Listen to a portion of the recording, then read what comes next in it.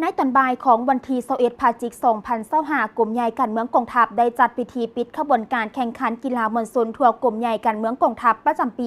2025 ขึ้นที่เดินกีฬาของกลุ่มใหญ่การเมืองกองทัพโดยการเป็นประธานของสหายพลโทวงศ์สรอินทร์ปันพิมพ์รองรัฐมนตรีกระทรวงป้องกันประเทศหัวหน้ากลุ่มใหญ่การเมืองกองทัพมีคณะนำกลุ่มใหญ่การเมืองกองทัพพร้อมด้วยคณะพักคณะบัญชาพนักงานลักแหล่งตลอดฮอดนักกีฬาและพนักงานนักโหบที่เข้าร่วมในกระบวนการแข่งขันก่อนที่จะเข้าสู่พิธีปิดอย่างเป็นทางการได้มีการแข่งขันบานเตะมิตรภาพนัดพิเศษเป็นการพบกันระหว่างทีมคณะนำกลุ่มใหญ่การเมืองกองทัพพบกับสหพันธ์แม่หญิงบรรยากาศการแข่งขันเต็มไปด้วยความเบิกบานม่วนซื่นโอกาสนี้สหายพันโทสนไซอินทวงศ์ห้องหัวหน้าห้องการเมืองกลุ่มใหญ่การเมืองกองทัพคณะรับผิดชอบรวมขึ้นผ่านบทสรุปการจัดตั้งดำเนินการแข่งขันกีฬามวลชนทั่วกลุ่มใหญ่การเมืองกองทัพประจำปี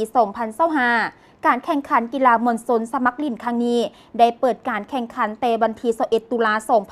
2025 โดยมีบรรดากลุ่มกองทั่วกลุ่มใหญ่การเมืองกองทัพส่งนักกีฬาเข้าร่วมทั้งหมด300 กว่าสหายเพศหญิง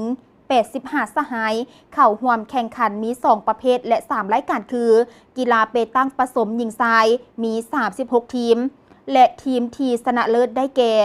กองวารสารป้องกันชาติกีฬาบันทรงหญิงมี5ทีมที่ชนะเลิศได้แก่ห้องการกลุ่มใหญ่และกีฬาบันทรงชายมี13ทีม